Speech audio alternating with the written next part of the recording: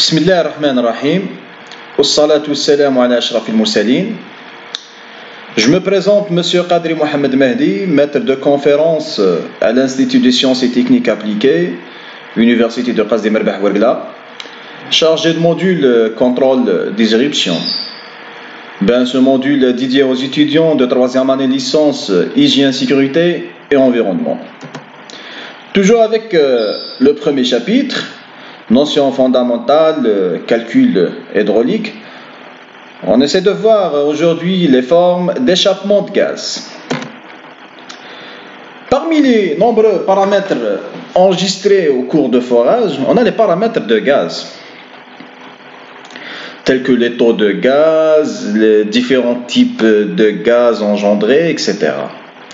Donc, ces gaz libérés des formations rocheuses vont rejoindre la surface à travers l'espace annulaire et par la boue de forage pour arriver à la goulotte.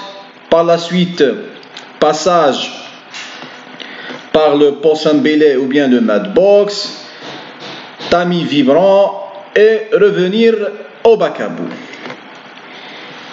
Nous, on va s'intéresser maintenant de ce qui se passe au niveau de possum belay, le matchbox, possum belay ou bien le matchbox. Au niveau de matchbox, on installe ce qu'on appelle un dégazeur, un QGM. Le but c'est quoi? C'est pour faire récupérer des échantillons de fluide. On a vu dans le premier cours que au niveau des tamis vibrants, on va récupérer les échantillons solides. Mais au niveau de matchbox, on va récupérer les échantillons fluides ou bien les échantillons de gaz. Cet équipement, le dégazeur, ou bien le mode de fonctionnement, il est basé sur la rotation. C'est un agitateur. Il va agiter quoi? Il va faire tourner quoi? La boue de forage.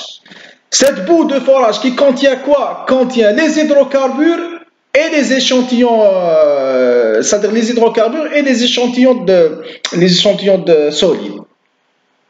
Bon, par le système de rotationnel, tout ce qui est liquide ou bien gaz va être volatilisé ou bien évaporisé. Et là, on va récupérer la fraction volatilisée et véhiculer ces échantillons vers les unités de matchlogging pour les analyser. Donc je répète, au niveau de matchbox, on installe ce qu'on appelle un QGM ou bien un agitateur. Le mode de fonctionnement de ce QGM, c'est l'agitation. On va agiter quoi? La boue de forage. Pour faire quoi? Pour faire volatiliser tout ce qui est gaz. Par la suite, récupérer ces échantillons de gaz et les analyser au niveau de la cabine de matchlogging.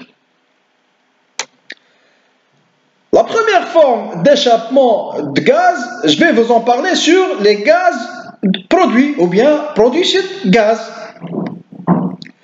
Là, on revient au principe ou bien les principaux rôles de la boue de forage, c'est de maintenir les hydrocarbures piégés au fond en exerçant une pression hydrostatique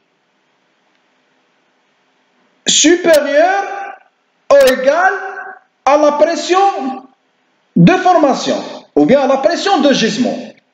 Pas largement supérieure, hein, pour éviter ce qu'on va voir par la suite, la fracturation de la formation. Non, c'est-à-dire on va exercer une pression hydrostatique égale ou bien infiniment supérieure par rapport à la pression de formation, dans le but de maintenir les hydrocarbures à leur place. Ça, c'est l'état d'équilibre d'un puits. Là, on peut dire que notre puits, elle est en état équilibré.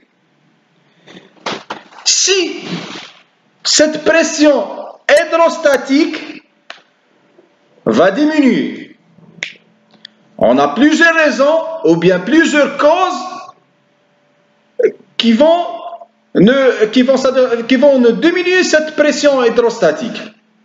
Mais peu importe.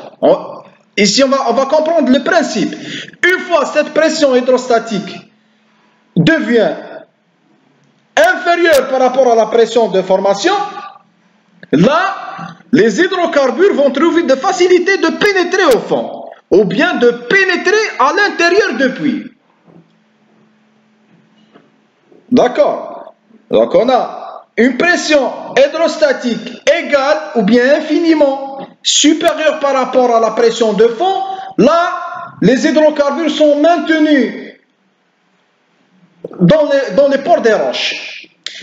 Une fois cette pression de formation devient supérieure par rapport à la pression hydrostatique, c'est-à-dire la boue, elle ne joue pas vraiment le rôle attribué à la boue de forage, c'est-à-dire c'est de maintenir les fluides de formation piégés.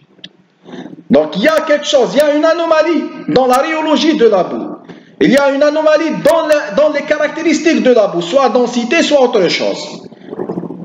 Donc là, la pression de formation devient supérieure à la pression hydrostatique. Les hydrocarbures vont trouver des facilités de pénétrer au fond, et si ces hydrocarbures vont rejoindre la surface, ça peut nous causer des dégâts, des éruptions, des dégâts matériels comme humains.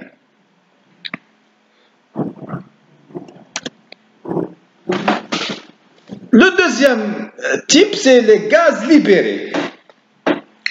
Bien sûr, comme vous le saviez, dans le forage, on est en train de forer. Donc, dans le forage, on est en train de forer. Forer quoi? Forer les formations rocheuses.